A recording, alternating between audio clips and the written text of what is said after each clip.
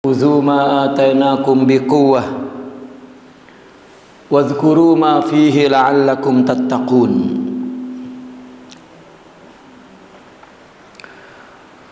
Tsumma tawallaitum min ba'di dzalika falawla fadlullahi 'alaikum wa rahmatuhu lakuntum minal khasirin.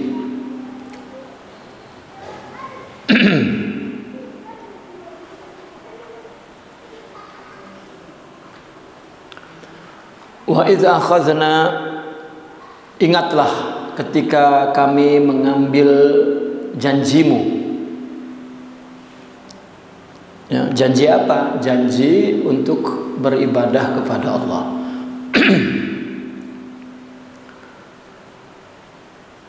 Janji untuk tidak bersyarikat.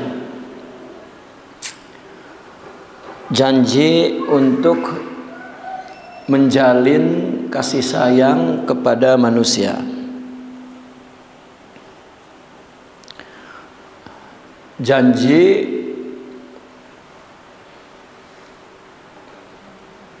mendahulukan keluarga.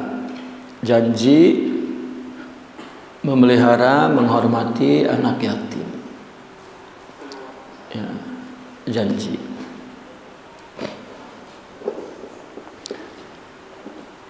Sebetulnya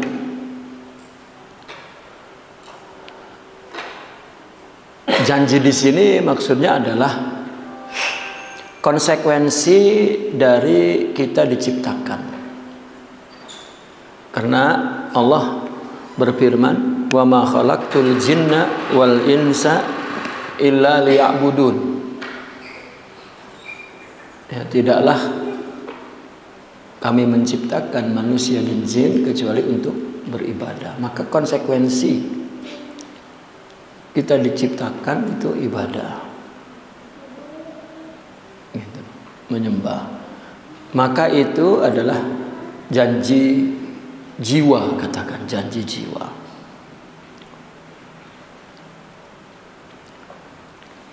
Jadi janji itu adalah terutama menyembah Allah, illa liya'budu. Sebagaimana juga yang Allah jelaskan ketika di zaman di alam azali dulu, ya, alastu bi rabbikum qalu bala, itu juga janji. Janji itu bahkan ya. Nah, setiap umat diturunkan Rasul kepadanya, maka diambil janji itu. Bahkan para nabi diambil janjinya untuk beriman kepada Rasulullah SAW. Jadi janji itu adalah semua konsekuensi kehidupan, perwujudan makhluk. Jadi orang tidak memperbaharui atau mengucapkan janji, memang janji itu ada. Ya. Selalu kalimatnya wa idz akhadna al-mitsaq. Akhadna mitsaq. Akhadh. Maka ada akhz al-ahd, akhzul ahdi, mengambil janji. Ya. Nah, itu yang dipraktekkan di dalam tasawuf. Akhzul bai'ah, akhzul mitsaq, akhzul ahd. Sebetulnya itu satu apa ya? Satu motivasi psikologi sebetulnya. Maka itu sebabnya saya sering menandaskan ya, bahwa tarekat, orang masuk tarekat atau permulaan tarekat itu bukan formalitas ngambil janjinya, baiatnya. Secara psikologi orang apabila ngambil baiat seolah-olah ada komitmen baru. Wah, saya udah ambil baiat ini. Ya. Tidak mengambil baiat pun memang ada janji jiwa itu untuk beribadah kepada Allah, wala tusyriku, ya,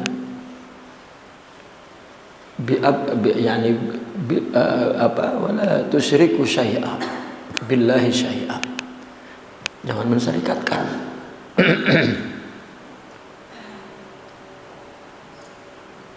Maka akhirnya menjadi adat. Sedangkan formalitas itu di zaman salaf dulu tidak terlalu dikedepankan. Kalau secara detil, kalau bahasa sekarang, orang bertarekat itu adalah intisab, intima. Apa intisab, intima itu? Bergabung, indimam. Itu bahasa Arabnya. Indimam, intisab, intima, bergabung, masuk, daftar, apalagi menjadi anggota. Itu ya, dalam bahasa Arabnya itu ya intima, intisab, gitu. Maka secara formalitasnya orang yang intisab ila at-tariqah itu adalah ada 4 secara secara garis besarnya begitu. Pertama, akhdhul ahdi wat talqin. Sebetulnya akhdhul ahd dengan talqin juga 2 perkara. Akhdhul ahad, mengambil janji dengan formalitas musafahah, ya, itu sebetulnya lebih kepada amil nafsi, amil psikologi, faktor psikologi musafahah. Karena ada contohnya di zaman Rasulullah itu saja. Nabi masyarakat kecil menghadapi 2 budaya, 2 peradaban, syirik Roma dan Parsia, dan tradisi Arab yang memang jahiliyah. Jadi boleh jadi Rasulullah mengambil janji setia kepada para pengikutnya yang berjumlah sedikit. Maka ada formalitas al-musafahah itu, yang ketika dengan perempuan Nabi mengulurkan sorbannya. Gitu. Yang dalam sebuah hadis bahkan Nabi hanya mengangkat tangan. Ya, sahabat mengangkat tangan, Nabi mengangkat tangan, ucapkan la ilaha illallah Muhammad, kan itu janji tauhid, kan, janji jiwa itu. Artinya menyembah Allah, jangan bersyarikat, berbuat baik kepada sesama, mendahulukan umat Islam, memelihara anak yatim. Nah, itu kan faktor sosial, masalah sosial, masalah kehidupan bersama. Setelah Rasulullah wafat, Sayyidina Umar, Sayyidina Abu Bakar, Sayyidina Umar, Sayyidina Ali, Sayyidina Utsman, baiat itu diberikan sekaligus. Baiat kalau sekarang dikategorikannya kepada politik, baiat politik dan baiat takwa namanya, atau baiat suluk kalau secara khusus. Baiat yang tadi kita sebut al-intima ila madrasah, ila tariqah. Sebetulnya bukan kepada madrasahnya tapi kepada gurunya. Karena janji itu kepada orang, kepada saudara. Nabi melakukan itu. Ini kalau kita cari dalilnya, Nabi Nabi mempersaudarakan si A dengan si B. Maka dia berdua ini berjanji untuk saling menasehati, saling tegur sapa, ya. Dalam apa? Dalam hal ibadah kepada Allah, dalam hal kebaikan, dalam hal takwa. Ya, ta'awanu 'alal birri wat taqwa. Dan setiap sahabat yang dipersaudarakan oleh Rasulullah, dua orang atau ya, 3 orang atau lebih, itu setelah itu mereka satu sama lain saling memperhatikan, saling peduli terhadap keimanan dia, terhadap akhlak dia, terhadap ya. Dan Nabi telah mengambil janji di Aqabah, al-bai'atul Aqabah, kepada laki, kepada perempuan, semua diambil janjinya. Nah, ketika Nabi wafat, janji-janji itu ditunjukkan dalam bentuk baiat politik, baiat khilafah. Ketika diangkat Sayyidina Abu Bakar, maka Sayyidina Umar mengulurkan tangannya. Berikan tanganmu wahai Abu Bakar. Ya. Engkau adalah orang yang bersama Rasulullah. Engkau yang pertama masuk Islam. Engkau yang pertama hijrah. Engkau yang menemani Rasulullah. Engkau yang membiayai Rasulullah. Engkau. Akhirnya semua berbaiat. Maka ketika Sayyidina Abu Bakar wafat, Sayyidina Umar istikhlaf, mengangkat khalifah penggantinya Sayyidina Umar. Semua berbondong-bondong untuk memberikan baiat kepemimpinan agama, ya, qiyadah, kepemimpinan agama dan kepemimpinan dunia, ya, itu diserahkan kepada Sayyidina Abu Bakar. Begitu juga Sayyidina Utsman, begitu juga Sayyidina Ali. Namun setelah itu ada kepakuman, ya, kepedulian agama, ketakwaan satu sama lain. Baiat hanya menjadi formalitas politik, ya, formalitas politik. Berdirilah daulah Muawiyah, ada baiat, ya, diminta baiatnya kepada Sayyidina Muawiyah. Sayyidina Muawiyah wafat, diganti oleh anaknya Yazid. Setelah Yazid wafat, diganti dengan Muawiyah kedua, cucunya wafat lagi, diganti dengan Yazid kedua, buyutnya wafat, diganti lagi dengan putra Yazid kedua, yaitu Marwan. Ya, baiat lagi, Marwan wafat, diganti dengan anaknya Abdul Malik. Abdul Malik wafat, diganti lagi dengan anaknya Al-Walid. Al-Walid wafat, diganti dengan adiknya lain emak Sulaiman. Sulaiman wafat, diganti dengan Umar bin Abdul Aziz. Ini baiat. Itu baiat kepemimpinan politik. Nah, sementara baiat formalitas untuk takwa di mana? Itu ada di bawah kekuasaan negara itu. Mereka memberikan baiat. Ya.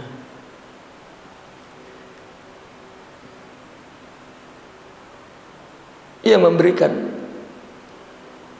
Jadi baiat itu kita memberikan janji atau saudara kita mengambil janji, ya, maka akhdul, ya, ahad, mengambil janji.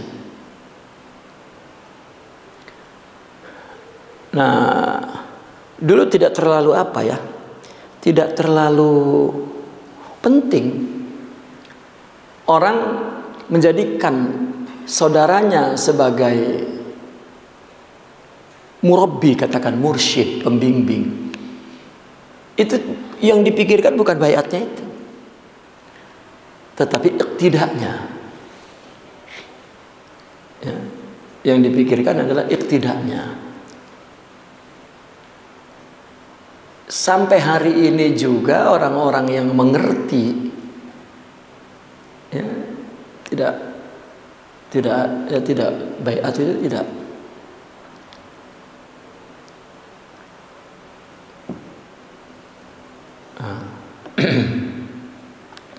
Tidak apa ya, tidak terkedepan. Jadi kalau belum baiat rasanya belum jadi bagian dari kelompok itu gitu. Itu namanya pertama tadi itu akhdhul ahdi wat talqin. Kedua, akhdhu ar-riwayah. Nah, mulai si guru itu membacakan kitab-kitab. Baca aja, enggak disarah. Sebetulnya begitu. Baru yang kedua, akhdhud dirayah. Si gurunya menjelaskan kitab, pahamnya, maknanya, istilahnya. Yang keempat, akhdhut tadrib wa taraqqi. Itu tarbiyah. Ditegur, diarahkan, ya, dijelaskan tentang kemurnian ibadah kepada Allah, hindari nafsu, hindari, terus dididik. Jadi ada formalitas itu, ada formalitas 4 dalam tarekat sebetulnya. Dan yang sering kita lihat hanya satu aja tuh, akhdul ahd. Habis itu nggak ada pengajiannya. Padahal dari abad ke abad, apalagi zaman Syekh Abdul Qadir Al-Jilani, zaman Aktob ya sampai sekarang tetap kutub ada. Itu tetap mereka ngaji. Cuman di kita ini dulu kan dijajah oleh Belanda. Jadi guru dengan murid-muridnya memimpin pasukan perang. Jadi dalam peperangan itu sering berada di luar, di hutan, di jalan, di mana. Akhirnya untuk mengisi waktu zikir mauizah. Nggak ada ngajinya. Ya. Bahkan sampai hari ini ada orang yang memahami orang tarekat itu majlisnya zikir doang, sama ngaji alergi. Itu bid'ah sebetulnya. Beda itu. Nggak tahu dolalah apa hasanah itu. Bahkan nggak penting, yang penting zikir. Ya salam. Kalau goblok mau zikir aja. Sedangkan tasawuf itu kan istiqomah. Istiqomah itu kan meluruskan hati kepada Allah ketika ibadah. Ibadah itu kan harus ada ilmunya. Ini tasawuf apa kalau nggak ada ilmunya?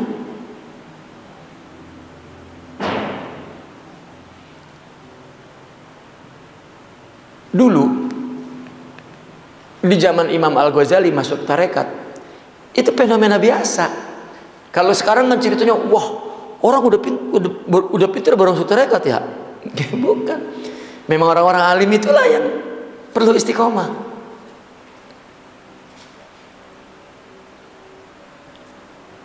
Itu. Saya pernah bertanya kepada Syekh Diauddin tuh, kenapa sih di pimpinan-pimpinan tarekat itu orang bodoh-bodoh, gitu saya. Dia cerita tentang tarekat Satariyah. Dulu dikejar-kejar Belanda, memang yang paling ditakuti oleh Belanda itu pimpinan tarekat. Dan di Nusantara ini pada waktu itu yang paling terkenal, motivasi rohaninya tinggi sekali itu orang tarekat Satariyah. Karena orang tarekat Satariyah itu selalu bicara tentang hakikat, bicara tentang tauhid yang hakiki. Semuanya Allah, dari Allah, untuk Allah, itu kan menimbulkan semangat tinggi untuk melakukan apapun, ya, bukan kemaslahatan. Jadi nggak ada capeknya. Orang kan kalau ada masalahnya capek, begitu dapatnya sedikit malas. Ya. Ya, ngajar juga begitu amplopnya dikit malas. Karena sasarannya itu ya, amplop. Makanya zikirnya juga bukan ya Allah, ya amplop katanya gitu.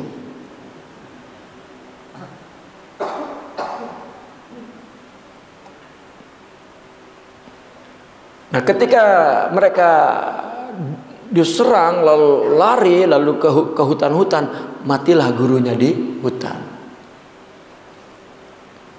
Ya. Fenomenanya murid-muridnya yang tangguh-tangguh, yang alim-alim mati, yang ada tinggal goblok-goblok. Ini analisa orang ahli sejarah loh. Ya, meskipun tetap saya masih mencari faktor lain. Turunlah mereka dari gunung dan mau nggak mau, siapa yang paling dekat? Ya. Ya mungkin orang yang khidmat ya, kepada gurunya, kepada jamaahnya, tapi bukan dari ahli ilmu. Udah lu kan dekat, udah lu aja dah. Saya sering mendengar itu. Udah lu aja dah. Lu kan tahu apa? Nggak tahu tetap. Emang perjalanan fisik, perjalanan rohani nggak bisa dia dekat. Apalagi lu kan anaknya, udah lu aja. Ini agama, Pak. Perlu ilmu, perlu ketakwaan, bukan perlu keturunan. Ya.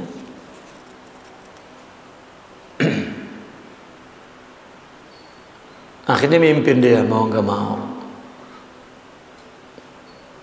Kita nggak bicara tentang kesolehan, tentang ketulusan, mungkin ada. Tapi kalau kemudian lahir lagi generasi yang kedua setelah itu, ya makin goblok. Lah terus ikhlas di mana? Istiqomah di apa?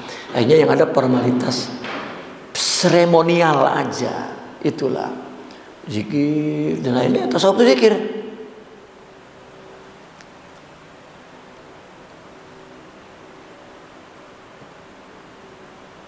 Ya. Saya pikir di kampung ini Allah memelihara tuh ya, dari iddia, dari mengaku-ngaku ya, oleh Allah. Di tempat-tempat lain ketika seorang pimpinan tarekat wafat, banyak pengakunya muncul di mana-mana ya. Tapi Allah memelihara di kampung ini ya. Paling ngaku tuh bapak tua gua, uyut gua, itu bagian itu mah orang ngaruh. Yang seremnya gua ngaku wali ya, atau anak yang ngaku penerusnya misalnya. Penerus apa? Ini agama, Pak. Perlu ilmu, perlu ketakwaan, perlu sidik kepada Allah. Itu. Ini masalah akhd di dalam agama yang diceritakan dalam Al-Quran, dan itu yang menjadi formalitas utama dalam tasawuf itu. Baiat. Konsekuensinya baiat. Ilmu, amal, taqwa, istiqomah, ya, tahqiqul ubudiyah, mahabbah, yakin, itu konsekuensinya.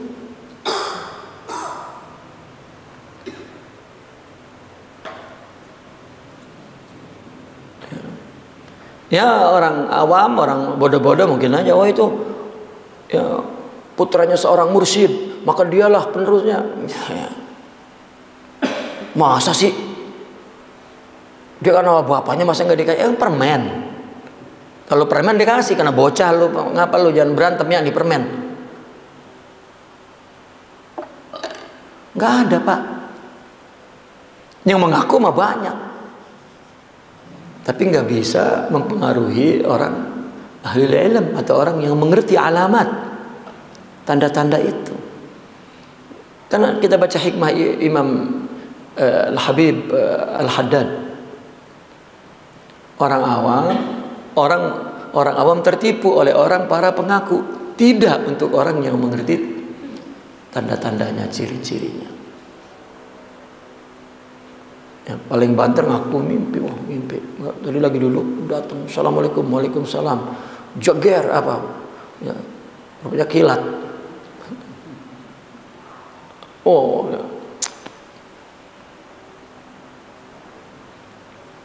Ya, kita nggak ingin ada mengikuti sandiwara itu. Tasawuf adalah sidiq kepada Allah.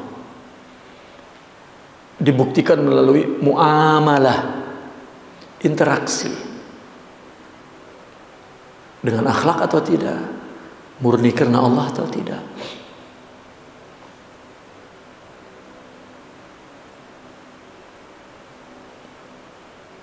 Ya.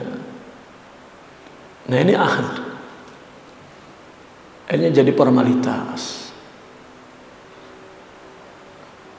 Ya. Wa idz akhadna mitsaqakum, ingatlah ketika kami mengambil janjimu. Nah, karena dia mengambil janji kemudian dia berpaling. Dulu itu orang Bani Israel ketika berjanji kemudian berpaling. Wa rafa'na fawqakumut tur, dan ingat juga kami telah mengangkat di atas engkau apa? Bukit Tur di Sina, maka disebutnya Tur Sina. Wattini wa zaitun wa turi Sina, katanya. Itu gunung namanya Tur, At-Tur, di mana? Di daerah Sina, di perbatasan Mesir Palestina. Sekarang ya,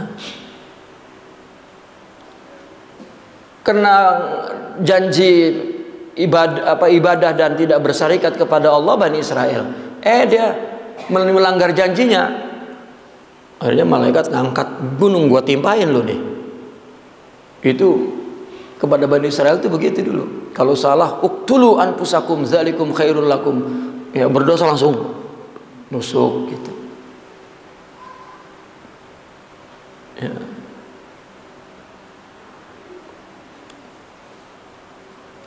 Wa rafa'na fawqakumut tur, kami angkat ke atas mutur. Khudzu ma atainakum, ambillah apa yang telah kami berikan kepadamu. Apa? Janji. Udah diturunin kitab, diturunin rasul, diturunin ya, diselamatin dia dari belenggu, dari penjajahan Fir'aun, perbudakan Fir'aun, ditunjukkan mukjizat-mukjizat, baru diturunkan agama, berpaling juga, buat timpah juga dah sama gunung gitu istilahnya. Khudzu ma atainakum biquwatin, ambillah apa yang telah kami berikan kepadamu dengan kuat, dengan sungguh-sungguh. Wadhkuru ma fihi, dan ingatlah apa yang terjadi pada waktu itu, la'allakum tattaqun. Ya, artinya apa yang terjadi di dalam peristiwa itu, sesuatu yang diberikan kepadanya dan kamu tidak melaksanakannya, la'allakum tattaqun, agar kamu takut.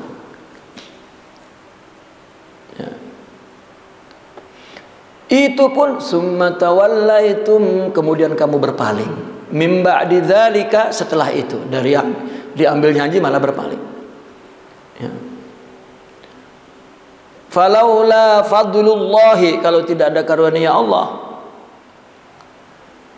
alaikum, ke atas kamu,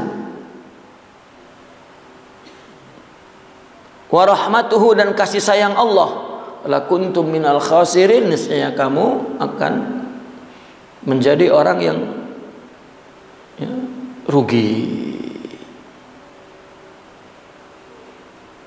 Ya, diangkat gunung itu litakhwif, untuk ditakut-takuti. Ya. Nah ini tapi tetap mereka tidak dihancurkan. Ya.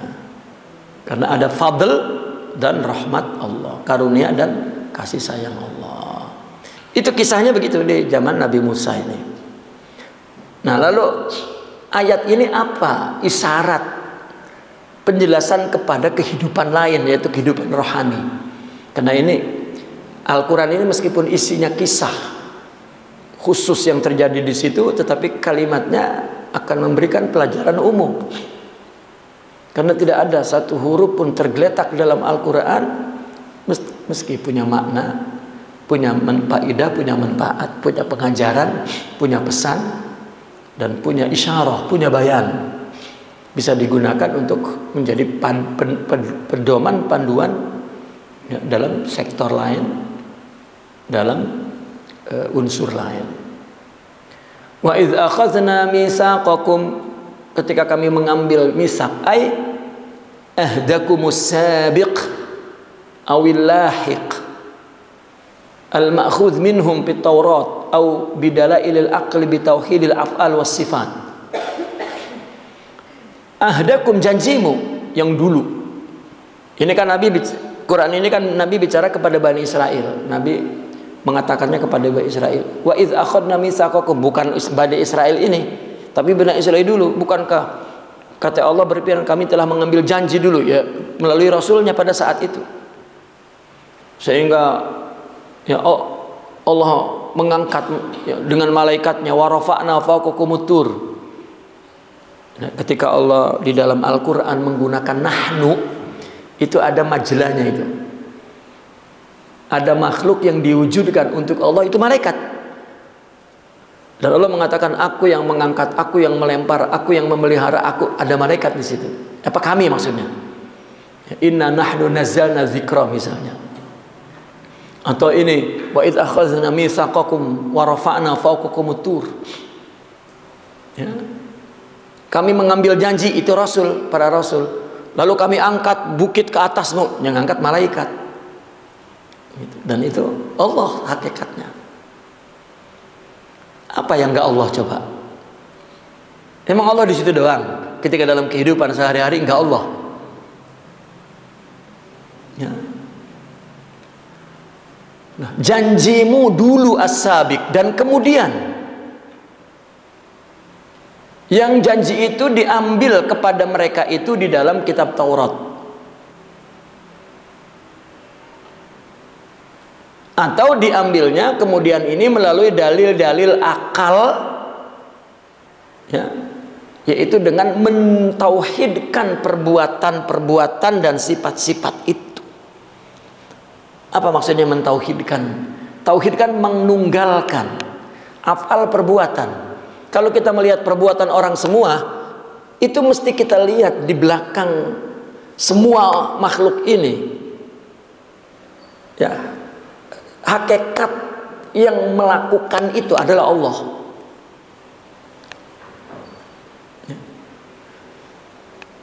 Dan perbuatan tentu dari sifat. Ya. Maka semua sifat itu sifat Allah.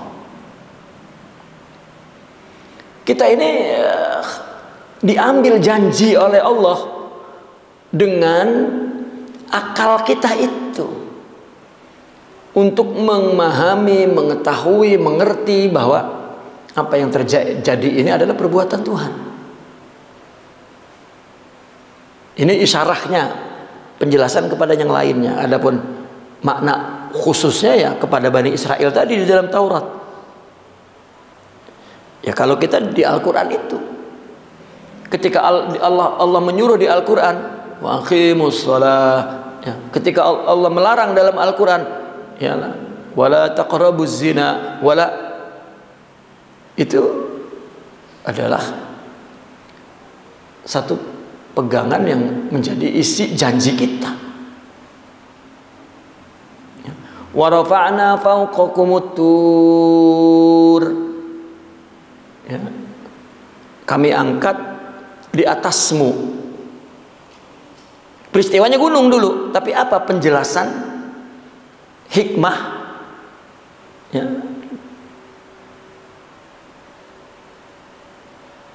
Dari kalimat wa rafa'na fawqakumut tur itu. Taur dimagh litamakkuni min fahmil ma'ani wa qubuliha. Taurul dimagh. Apa taur dimagh itu?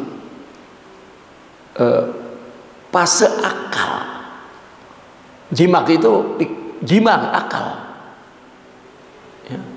Jadi di dalam diri kita ini ada akal, di mana pada gilirannya akal itu, ya, pada tahapannya akal itu mampu memahami ketuhanan. Ya, maka diangkat di atasmu, artinya pikiranmu, diberikan pikiranmu untuk tamakkun, untuk mampu memahami ma'ani.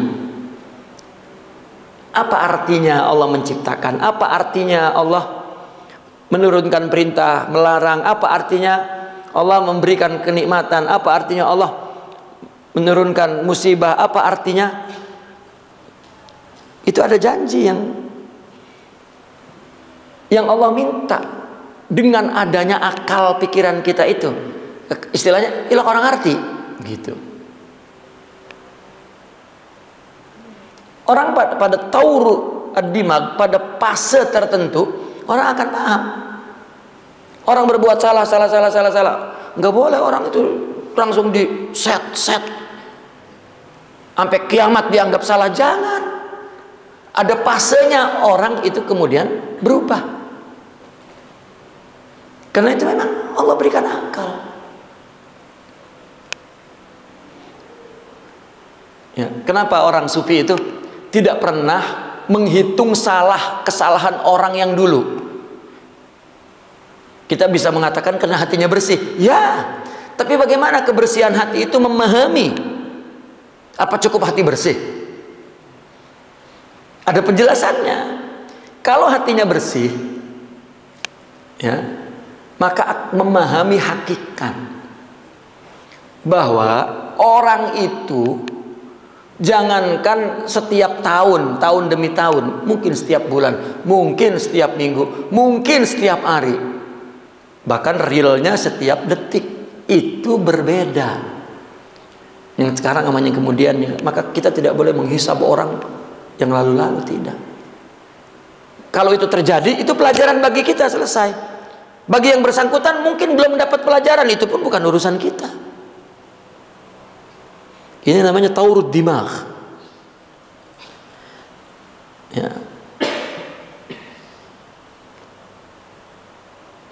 Kenapa pesan di dalam orang yang berjalan menuju kepada Allah itu la taltafit ila ahadin wala tatadakhal al ghair alaih.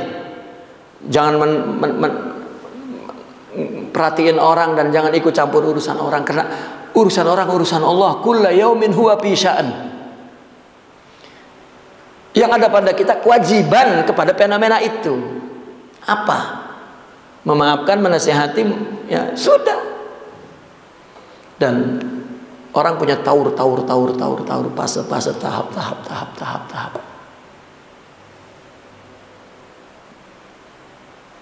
Ya. Ini adalah sebuah janji akal. Ya, saya nyebutnya dari janji jiwa itu. Untuk mengerti hakikat kehidupan, bahwa ada kehendak Allah itu. Dan kita tidak bermusuhan dengan semua fenomena makhluk yang Allah kehendaki itu. Apa kepentingannya? Makanya orang sufi telah mengambil kesimpulan perbedaan yang terjadi, ya, ya perbedaan artinya selisih paham, selisih mana, itu tidak akan membawa munazaah, pertikaian, permusuhan. Jika terjadi permusuhan, itu adalah karena amradin nufus, penyakit jiwa, wal hijab, dan hijab.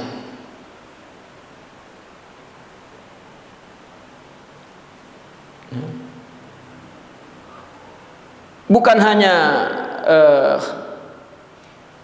kita diminta janji dengan bukti-bukti akal kepada apapun yang terjadi di dunia ini adalah perbuatan Tuhan. Apapun yang terjadi pada makhluknya itu adalah perbuatan Tuhan dan sifat-sifat Tuhan. Wa rafa'na fawqakum, dan Allah angkat di atas kepalamu. Artinya ada fase jiwa, pemikiran untuk bisa memahami makna dan menerimanya, makna itu bahwa itu adalah perbuatan dan sifat Tuhan. Ya. Ketergila-gilaan saya itu dengan tasawuf di bagian ininya nih, bahwa kita berinteraksi dengan orang itu berinteraksi dengan perbuatan dan sifat Tuhan. Sehingga tidak kita prediksi orangnya selalu kita maafkan. Apapun bentuknya. Karena itu suratul haq, karena dia rupa Tuhan. Itu indahnya. Jadi enggak ada baghdha wal adawah. Makanya baghdha, saling benci dan permusuhan, itu setan dan nafsu.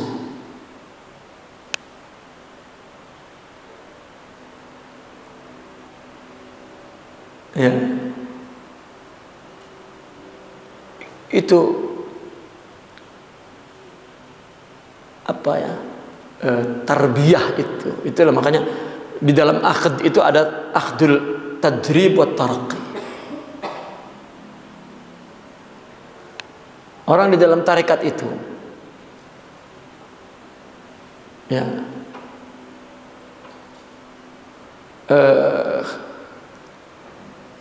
orang yang berjalan menuju kepada Allah, jika sidik dalam berjalannya, maka dia akan menerima teguran-teguran Tuhan dalam pikirannya. Mungkin teguran itu dia dengar dari obrolan orang di jalan. Tiba-tiba kita lewat, ada orang ngomong, orang mau kudu jujur. Allahu Akbar. Ngapa kita dengar orang ngomong? Kalau senantiasa hati itu menghadap kepada Allah, dia akan banyak menerima pesan Allah. Kalau enggak jujur, meskipun ngaji sebuku enggak ngerti-ngerti, ya, bahkan kalau ada keterangan tentang keburukan, si Anu itu, ya, lu bukan si Anu.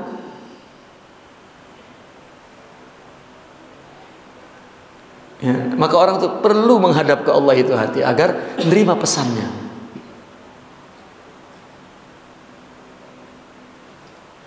La taltafit ila ahad, jangan mikirin si A, si B, si C lah.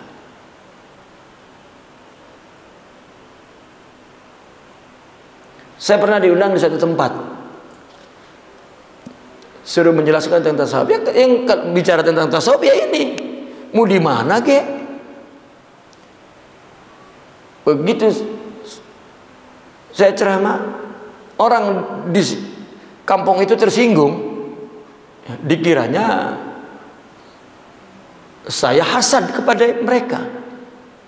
Lah pulang dari situ, segala apa baik. Ya, kata saya, kok kepala saya ini kayak mau pecah, ngapa ya?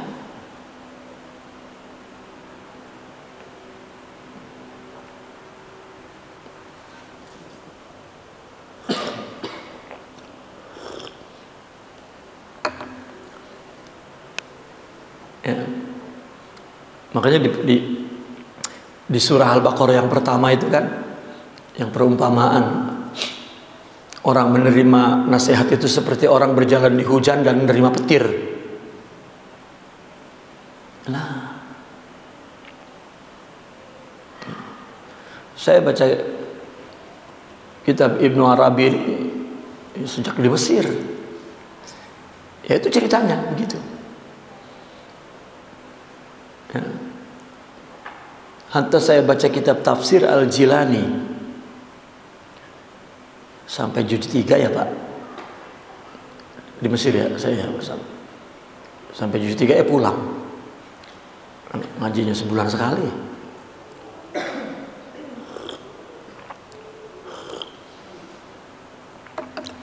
Pertama saya baca kitab tafsir Al-Jilani itu karena saya baru kenal saya Padil ngasih, saya suruh jual, akhirnya saya kumpulin itu ya, mahasiswa Asia Tenggara itu saya suruh beli ya. Antara lain panitianya Pak Hadori itu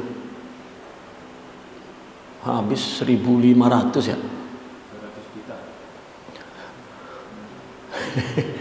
Itu kemudian saya bikin pengajian itu,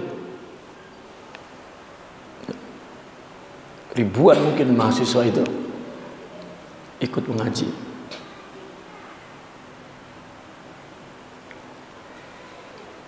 Dan itu fenomena baru di mahasiswa, bicara tentang hakikat di tafsir. Ya, kemudian saya baca di Kuala Lumpur, baca di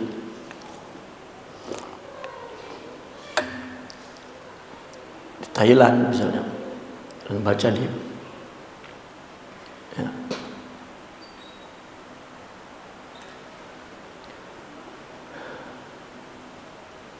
Pas baca di Ceger nggak ada yang ngaji mukanya.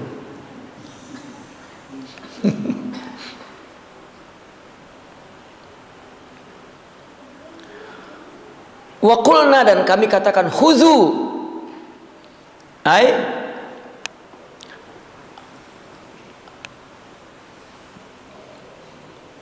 aqbilu, aqbala yuqbilu iqbalan fahuwa muqbilun wa dzaka muqbalun, aqbilu apa? Menghadaplah, atau ya menghadaplah. Ma atainakum, mana? Betul ya? Iya. Ma atainakum, kepada apa yang telah kami berikan kepadamu.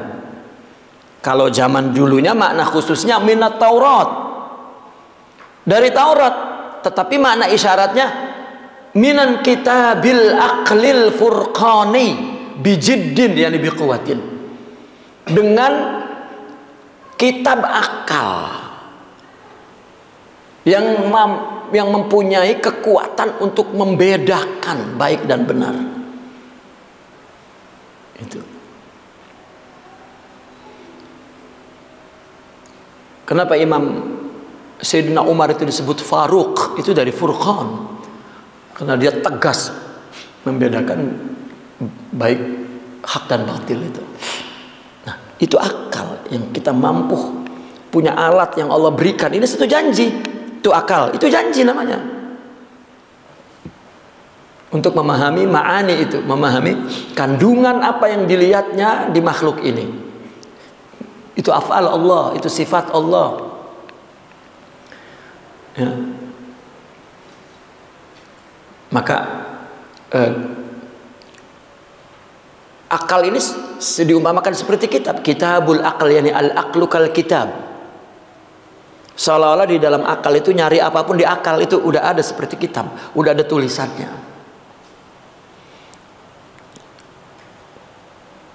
Ya. Sebetulnya akal itu sendiri adalah ruh, nafs. Hidup kita ini sebetulnya kitab. Ini kitabak nafsak. Bukankah kita ini tulisan yang udah Allah tulis dari lahir sampai mati? Dan ketika kita hidup itu seperti pena, nulis isi tulisan itu. Dan apa yang kita lakukan itu adalah seolah-olah kita menulis tulisan Tuhan. Kita kalau mau melakukan sesuatu kan mikir di akal. Selalu ini kitab kita tuangkan dalam praktek perbuatan. Memang ini pemikiran filsafat, tetapi orang sufi menyaksikan hakikat itu. Yang dimaksud af'al dan sifat Allah. Nafsuk, dirimu itu kitabmu. Artinya kamu itu hidup dari diwujudkan di bumi sampai mati, itu tulisannya udah ada. Itu dalam diri kamu udah. Itu akal kamu. Nanti hari-hari yang kita lakukan itu seolah-olah kita sedang menulis apa yang telah Allah tetapkan di dalam diri kita. Nggak ada yang ngecos. Tahu ngecos? Allah salah tulis. Nggak ada. Kenapa saya jadi begini ya? Itu pertanyaan yang hatinya tidak kembali ke Allah.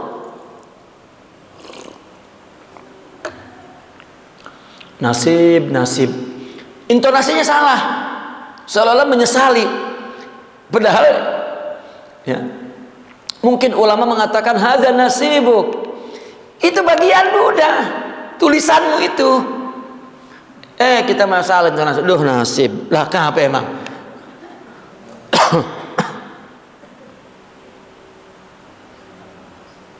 Ya. Setiap saat yang terjadi pada diri kita seolah-olah kita yang menulis tuh. Makanya para aulia membaca perilaku orang itu seperti membaca tulisan. Iqra. Dia baca. Bismi rabbikal ladzi khalaq. Tuhan yang menciptakan, maka bacalah dengan nama Tuhan. Oh, itu tulisan semua. Masing-masing yang terjadi pada diri itu nasibnya. Lah bukan buruk nasib itu. Kita dibikin buruk, dibikin tasya'um. Apa tasya'um itu? Lawannya optimis apa? Pesimis. Pesimis, nasib gua. Pas yang untung mah bagus, bukan nasib, nyebutnya apa? Inilah hari keberuntungan gua lah. Itu nasib namanya. Ya.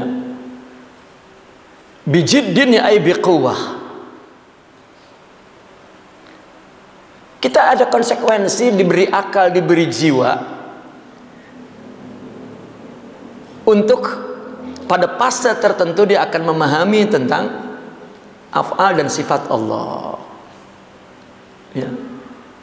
Maka yang Allah berikan itu akal, pakai itu, khudzu ma atainakum, yani akhlak. Ya, pakai bijid dengan sungguh-sungguh.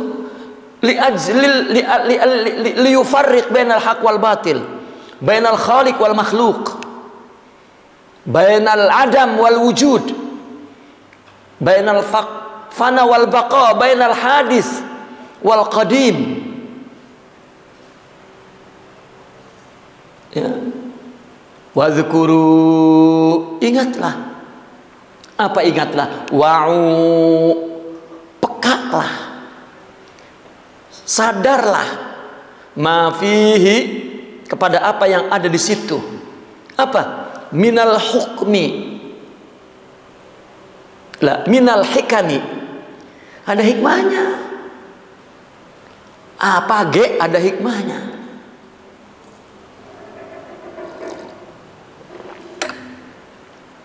Wal ma'arif, dan jalan untuk mengenal Allah. Makanya ma'rifat itu ada dua, ada ma'rifatut ta'rif. Maka perilaku manusia itu adalah ta'rifat, definisi-definisi, penjelasan-penjelasan, ya, tentang Tuhan. Kurang danta, apa nunggu suara dari langit, wahai. Biar itu kan ibarat namanya itu ucapan. Biar ada kayak suara dari langit, kalau nafsunya kuat dan tidak menghadap kagak ngedenger. Paling mula-mula doang. Tsunami kurang bagaimana kuat teguran Tuhan.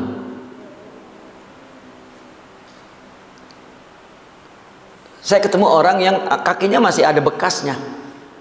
Bekas kena tsunami sampai keciut kakinya itu. Ya, di sininya patah. Kan udah berapa tahun yang lalu. Saya sengaja nanya karena ya penting untuk mengambil pelajaran. Saya tanya, maaf bang, waktu dulu abang terkena tsunami, apa yang mengambil hikmahnya? Waduh, langsung ketika terjadi juga. Nih orang ini kan dia pagi-pagi itu cerita di tsunami itu di Aceh. Banyak orang memang kalau pagi itu pada sarapan keluar, budayanya tuh di Aceh itu. Pada makan di warung di pinggir pantai kalau libur. Dia bawa keluar anak istri dan anak-anaknya, dan dia punya adik, baik dari adik dia dengan istri anaknya dan adik dari istrinya. Udah janji begitu, kumpul di laut, mobil diparkir di jalanan, makan di bawah mobil itu di pinggir laut, bla bla bla bla. Lalu tiba-tiba air surut, lah ngapa ya gitu. Enggak lama kemudian terus begitu air surut kan kelihatan dataran itu bawahnya, tiba-tiba meletak, tak tak tak tak tak, datang air. Dia bilang air itu seperti ular menyambar, dan bayangannya itu kalau udah kena orang angus. Semprotan air itu seret, itu orang langsung gesang. Nah, dia menyaksikan kedua keluarganya, sekeluarga itu angus dan ketelan air dan masuk ke telak-telak itu. Nah, dia sambil meluk anak istrinya, dia bilang, ini kiamat dek. La ilaha illallah. Akhirnya dia bisa oleh bisa menghindari. Jadi begitu air nyemprot, dia bisa begini, ini retak, dia pindah ke sana, terus sampai airnya terdorong oleh air sampai ke darat dan selamat. Dan banyak luka karena dia melindungi anak istrinya. Itu ceritanya. Apa hikmahnya waktu itu? Habis itu maksudnya, Masya Allah, saya sadar, ya, saya masuk tarekat terus, saya zikir, saya gitu terus. Takut tuh sama dosa ya, udah takut dah. Udah berapa tahun? Udah 10 tahun yang lalu. Sekarang bagaimana? Iya kan ya, nafsu susah banget ini katanya anunya. Nggak bisa. Ngadepin 4 kali tsunami kayak udah lewat mah udah lupa lagi. Makanya orang ada yang ngiasin, makanya manusia itu ya lupa diri. Manusia itu itu enteh, nusia dilupa, itu orang yang lupa. Al insan mahalun nisyan katanya. Lupa. Kecuali dengan bawa hati ke Allah, Allah yang melihara. Selesai. Apa? Allah tajalikan sifat-sifat mulia. Itu inayah Allah. Bukan gak berdosa, tetapi cepat ingat kepada Allah. Yang gak berdosa sama Rasul. Jadi jangan orang ngelarang untuk berbuat dosa, jangan. Ya, itu akan tidak sehat hidup. Untuk apa? Ada memaafkan, ada melupakan, ada menyayangi, ada ya bertaubat, ada dalam agama at-taib kaman la zambalah. Orang bertaubat dianggap oleh Allah orang yang tidak berdosa lagi. Kita aja yang buruk jiwa masih, aku ingat dulu engkau. Ya. Maka kata orang Arab alifat mat, yang udah mati gitu. Itu menunjukkan kesehatan jiwa. Orang ingat masa lalu, maaf, seperti ada satu kelompok orang beragama, ingat dulu imamnya dibunuh, sekarang masih ingat saja. Itu agama intiqam. Itu agama dendam. Ya. Sampai sekarang dikenang-kenang karena imamnya, pimpinannya dulu. Ini agama apa? Sampai diratap-ratapi.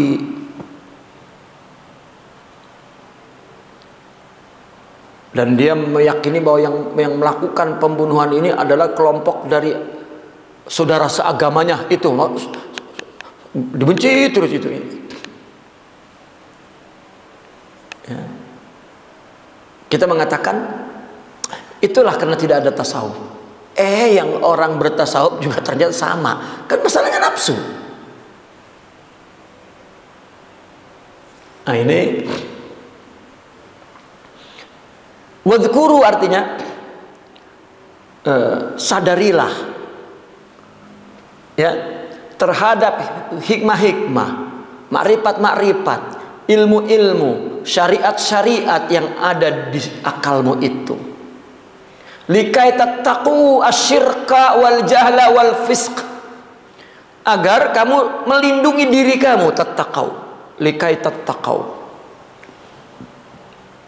Ya.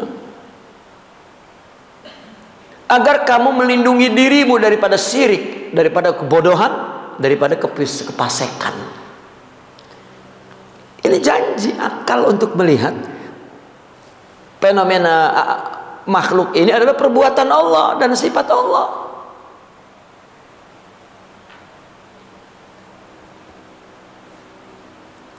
Itu saya melihat yang paling lezat di dalam tasawuf adalah ajaran itu.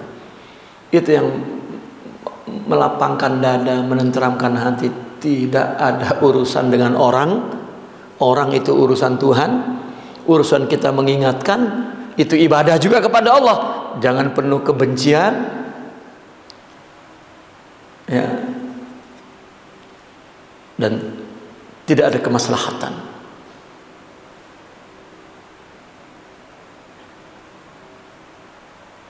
Wala urida illal islah.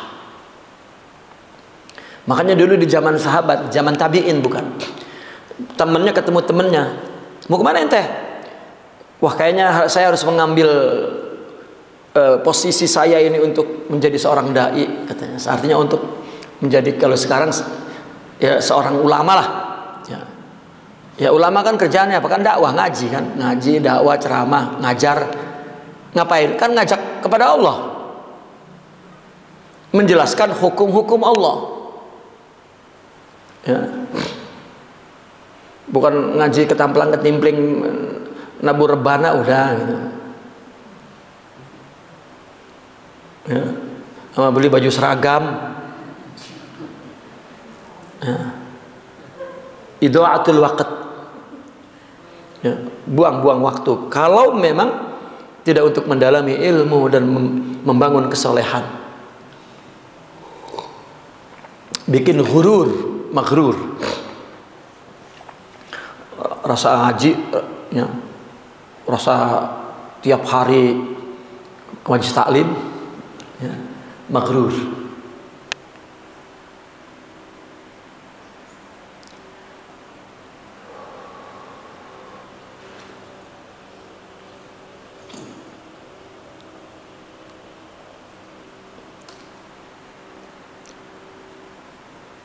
Itu likai tattaqu, agar takut. Takut itu ada mana takut, ada mana takwa, ada mana melindungi diri. Memang makna akarnya adalah takwa itu adalah melindungi diri dari wiqayah. Ya. Melindungi diri daripada sifat syirik, jahil dan fasik. Summa a'radtum min ba'di dzalik. Kemudian dipertunjukkan kemudian kamu setelah itu a'radtum, menunjukkan, min ba'di dzalik, setelah itu biiqbalikum ilal jihatis supliyah, ya, tetapi kamu menampakkan setelah itu dengan apa? Dengan menghadapnya kamu itu kepada arah yang rendah, ya. Kenapa selalu fenomenanya itu Tuhan di atas, ya, selain Tuhan di bawah? Ya, bukan arah kan berarti. Oh, kamu orang rendahan, itu arah itu. Kita pergi ke kantornya 4-5 tingkat. Ya. Kantor penerimaan tetamunya di atas, naik ke atas. Ya, sampai di atas nanya atasan, kamu mana Pak? Di bawah. Ya, atasan saya itu di lantai dasar. Lah, atasan di lantai dasar. Kan itu namanya makanah, kedudukan, bukan makan. Begitu juga Allah. Ya, bersama, bukan di atas langit. Merobot. Ya, duduk di langit nanti.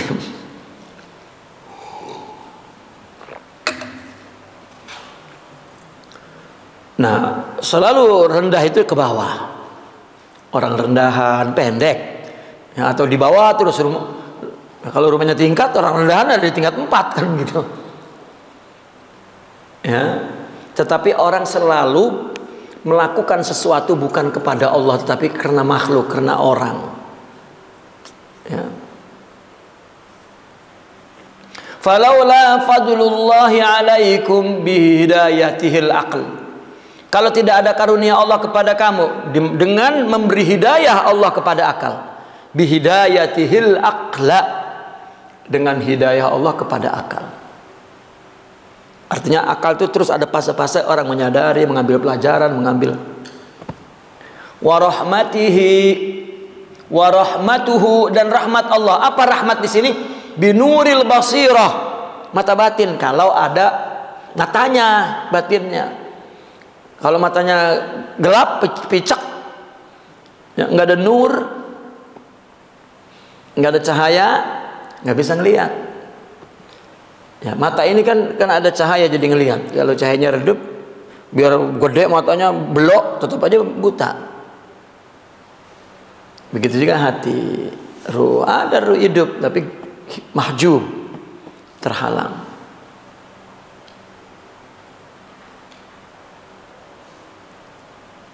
Ya. wasyar'i dan syara'. Kalau tidak ada akal dan tidak ada nur basirah, lakuntum minal khasirin. Maka di sini adalah seolah-olah khabar, tetapi ini adalah insya. Kamu mesti gunakan akal sebaik kamu, isi dengan ilmu. Kamu mesti punya nur basirah, isi dengan cahaya, agar kamu tidak menjadi orang rugi. Itulah karunia Allah, itulah rahmat Allah. Karena Allah memberinya. Khudzu ma atainakum. Lu gua kasih akal tuh. Ini tafsir isyarinya. Ya. Artinya wa id akhadna mitsaqakum, lu gua hidupin. Itu adalah bentuk janji. Wa rafa'na fawqakumut tur, dan sudah saya kasih akal, dan di akal ada fase-fasenya untuk meningkat terus. Ya, khudzu ma atainakum biquwah. Ambil gunakanlah akal itu dengan sungguh-sungguh. Wazkuru, dan ambillah, petiklah, sadarilah hikmahnya, makrifatnya, apa semua. Maka kalau kamu tidak gunakan akalmu dan tidak gunakan, engkau akan menjadi orang rugi. Kalau tidak punya akal diisi dengan ilmu, kalau tidak punya mata batin dengan menumbuhkan nurnya, ya. Saya selalu ingin menandaskan bahwa bagaimana membangun nur dalam rohani dengan amal ibadah yang kita lakukan lillah, Allah bas. Itu kita namanya sedang membangun nur. Jangan pernah saya yang melakukan ini, saya yang kita berada di tempat yang Allah letakkan di situ dan melakukan kebaikan dan amal soleh, itu penghormatan Allah kepada kamu. Bersyukur tidak? Beradab tidak? Karena jika tidak, perbuatan baik itu, amal soleh itu tidak akan ada warid untuk membangun rohanimu, untuk dekat kepada Allah, untuk menjadi wilayah Allah, dan nggak ada kebahagiaan. Kenapa saya selalu tandaskan? Karena orang banyak memahaminya, ya, dengan bilangan amal, zikir 2 juta. Bukan, Pak.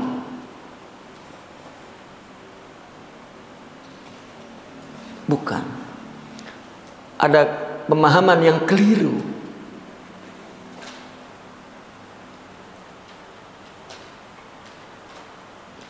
Dan memang kalau orang tidak masuk kepada praktek dalam madrasah tasawuf, dia hanya mendengar redaksi ayat, redaksinya saja, ya, tidak detail praktikalnya. Contoh, manjada wajada, siapa yang sungguh-sungguh pasti dapat. Gue udah sungguh-sungguh ini belum dapat baik. Artinya pada praktek sungguh-sungguh ada ujiannya, ada hambatannya, ada gagalnya berkali-kali. Ya, mungkin ada kolabnya, ada. Kalau kamu melewati itu semua, bukan dipahami. Tadinya mau sungguh-sungguh gua, sekarang wah iya. Ya, begitu juga orang apabila zikir akan makrifat. Wah, zikir nih supaya makrifat. Bukan. Makrifat itu ta'ti baghtatan. Ya, kenapa? Karena itu mauhibah, wahbi, Allah beri. Biduni illah, bukan karena kita banyak amal. Kalau dikarenakan, kalau ada karenanya, karena engkau melakukannya untukku, itu saja. Kun abdan li akun robban lak. Jadilah penghambaan itu untukku, maka aku akan merasakan rububiyahku kepadamu. Sampai orang sufi itu menamakan kesempurnaan rohani itu adalah martabah ilahiyah atau rububiyah. Itu tahap ketuhanan rohani itu, wilayahnya. Disitulah orang apabila melakukan ibadah dengan kesempurnaan rohaninya, bahkan dengan rohaninya, apa? Khusyuk, yakin, sabar, ridho, tawakal, wara, mahabbah. Dan itu sifat-sifat Allah. Sampai dia mengatakan, ya, saya hanyalah gambar, ya, yang apa? Menjadi satu fragmen, satu tampilan kehendak Allah. Arti kehendak ini sifat, asma, fi'il, zat, ya, Allah yang ditunjukkan kepada diriku. Maka akhirnya dia mengatakan al-abid wal ma'bud, yang ibadah itu Tuhan, katanya. Itu sekedar ucapan tentang hakikat. Hati-hati antara kalimat dengan hakikat ini punya makna yang jauh, punya makna yang sangat halus sekali. Jadi orang akan timbul, jadi emang kita Tuhan ini, lalu jadi kesana-sana tuh kan. Kan kita makhluk, ya hakikatnya. Maka saya selalu punya analogi itu proyektor itu. Gambar di proyektor itu bukan dia yang bikin, semuanya dari shottingan proyektor itu, semuanya dari sini, situ enggak sama sekali. Dan itu kita merasakan seperti itu apabila sudah sempurna rohani kita baru menyaksikan tubuh kita. Objek yang kita saksikan itu tubuh oleh mata batin kita. Terjadi pada dirinya Allah, begitu juga dia melihat pada fenomena di luar. Allah. Apa urusannya dengan gambarnya itu, dengan surahnya orang melakukan kebaikan, melakukan keburukan, melakukan kesalahan kepada siapapun, kepada kita termasuk, ya. Kalau akal terkadang, kalau kepada orang berbuat jahat kepada orang lain, boylah, dapat banget hikmahnya tuh. Udah semuanya ente itu mesti sabar, karena Allah berarti sayang sama ente, ya. Baiklah, pas giliran nimpah ke dia musibahnya, perlu nurul basirah. Nah, pada saat itu akal itu, ya, lemah, karena akal itu alatnya tuh ya alat untuk yang kita gunakan untuk mengidrok, mencapai apa yang ada di luar ini, bendanya kan itu akal. Nah, orang bendanya, tubuhnya kena dia, ya pusing akalnya, stres. Mana ilmunya itu, cahaya ilmunya nggak ada gitu. Nah, kita kudu ngedengar suara orang lain. Sabar Pak Ustadz. Iya ya, gitu. Kemarin Pak Ustadz, sabar ya. Begitu giliran dia, perlu Tuhan hadir di situ. Nurul basirah, ya. Nah, itulah taur namanya. Dan kita kalau dalam makna isyarah di sini, kita punya janji kepada Allah itu untuk melihat Allah. Alastu bi rabbikum, bukankah aku Rabb yang menciptakan, yang membesarkan, yang mengatur, yang memberi ini, memberi itu, tidak memberi, yang membuat kamu sakit, yang membuat kamu sembuh, buat kamu sukses, mengilhami. Rabb itu kan janji sudah. Nah, Allah kasih itu akal. Ya. Wa rafa'na fawqakumut tur. Kalau dia wa rafa'na artinya wa rafa'na fawqakum aqlakum, taurul aql. Ada fase-fase akal. Nah, ini kalau secara penafsiran umum mungkin ini dituduh penafsiran batin. Bahkan mungkin batiniyah. Bukan. Selama kandungannya sama dengan dalil lain, itu benar, kecuali tidak. Ya, penafsiran bisa jadi penafsiran batiniah kalau isi kandungannya menyalahi syariah atau tidak ada hadis lain yang menyuruh ini. Banyak sekali. Ya. Tafsiran Isyari ini banyak sekali kalau kita pakai ayat yang lain untuk menafsirkan ini secara isyari, banyak gitu. Nah, kalau di sini sangat hemat ya, kadang-kadang ayat lain nggak dihadirkan untuk mendukung penafsiran isyarinya, lain ditafsir Al-Jilani karena dia sampai 6 jilid kan, jadi banyak. Kalau ini cuma 1-2 jilid ya, karena ringkas ya. Karena ilmu bukan di sini, tapi ilmu di sini. Kecil tulisannya, ringkas, tapi maknanya luas.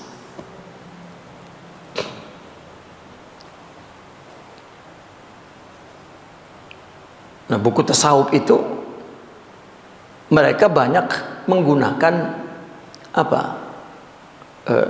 Lughah wa qawaiduhu.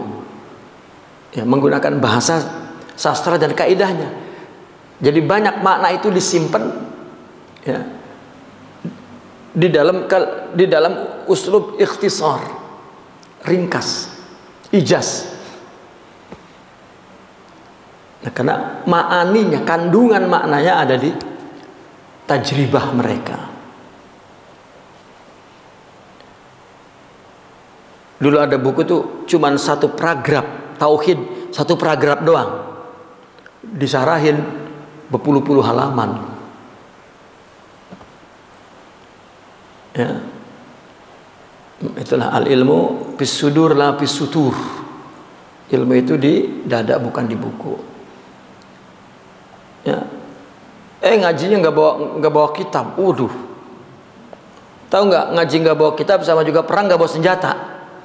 Bisa silat kagak, ngikut perang ya. Kali nggak bawa senjata, bisa silat, bisa karate, bisa cimande, bisa judo, bisa ya.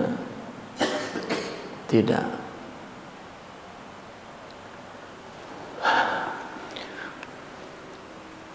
Wa rahmatuhu binuril basirati wa syar'i lakuntu minal khasirin. Niscaya kamu termasuk orang yang rugi. Ini tadi meskipun ini khabariyah, tetapi ini insya'iyah.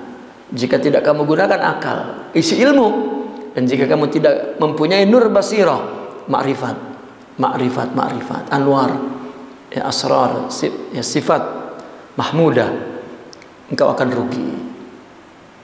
Ya, sedang artinya melanggar janji kepada Allah. Apa? Ya, untuk menyaksikan Allah, akhirnya menyaksikan orang, membenci, memusuhi, dan itu di dalam agama. Ya. Naqif huna walhamdulillah. Al-Fatihah.